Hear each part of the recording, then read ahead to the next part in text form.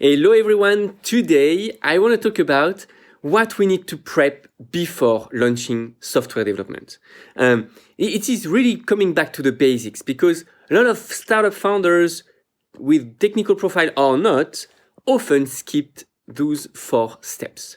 So step number 1, essential to launch a startup, is to define very clearly and in detail who is your persona. Who are you going to sell your concept to, your product, your application, your platform, whatever you are building? Who are you going to sell to? Essential to really define that in detail. You have a bunch of tools. I think about the empathy map as example. You have, tons of tools that you can implement to define your persona. Job to be done as well can help you define your persona, etc., etc. Second thing, to have the proof, a proof of the traction, of the interest of these persona, So again, you need to use social media, you need to use the communication, maybe building a blog, building a vlog, using videos, etc., etc. Communicate as much as you can to generate some interest in your concept. It is mandatory to have that proof of concept, that traction from people that might be interested in paying for your solution. If you don't have that, don't start developing anything. You might maybe think, but my concept is a secret, I want to be strong, etc. Okay. If that's really the case, in that case, do not communicate on your solution, but communicate on the problem of your persona. That's essential so that the persona is going to be attracted on someone, on a brand who talk about their problem and how today people can solve that problem. And then after a while, after maybe a few weeks, months, you will come with the magical solution. And that's where it's going to really, really be strong and where people will really trust you. So essential to generate some traction, some interest before developing anything, right?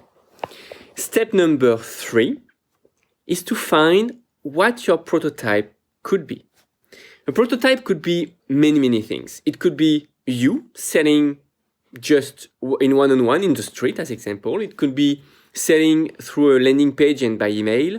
It could be using a landing page and maybe selling directly on an e-commerce website. You can define many levels of prototypes based on several factors. How confident you are with your concept, how much proof you have, especially on the step number 2, and how much you are willing to invest or how much you are willing to lose, I would say, because in some time it's really important to be willing to lose what you are going to invest in the initial steps. Why you need to be willing to lose that? Because you will have further steps, and then on the further steps you will build something much better than what you've done on the first one. The initial one is usually the wrong one. It's not really the good steps. So it is important to be able to do some small steps again, to keep some investments, to be sure to have enough cash down the road to invest in the later ones. So step number 3, it was to define what your prototype could be from basic tools. You can build a prototype with a Google spreadsheet as example and a Google form. You can use other tools a bit more complex like Airtable as example or Coda.io, great tool as well. You can do very, very interesting things with this type of things. It can be also the no-code environment like with Glide app, like with Adalo, like with Bubble, etc. There are tons of tools to create application even if you are not an engineer, but still, these type of tools require a bit of logic and you need to spend a lot of time structuring your application anyway. So that might be interesting to work with developers that are specialized in no-code in that case. Or maybe your prototype, if you have tons of money to invest and maybe a lot of money to waste on the first step, you can maybe work with an agency that will create the initial step. Usually this is not what I recommend, really. But I mean, if you already have, 1 million investment, as example, in that case, that could be interested to maybe to a first prototype with 10 or 20K, just to see and after you will move forward, etc. But usually it's better to bet on no-code strategy and to really test things with a lean startup methodology. Okay, that was all for the step number 3. Now step number 4, find the technology compatible with your budget, with your first bet in some way.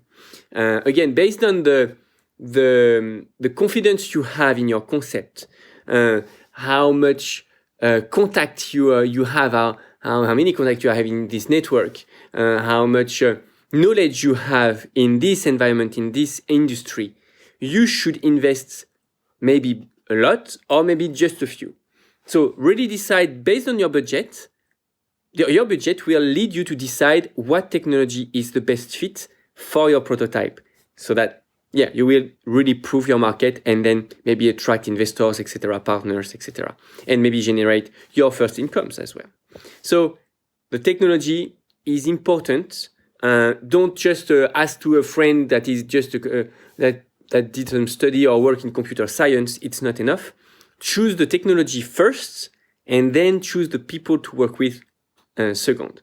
That's important to do things in that order.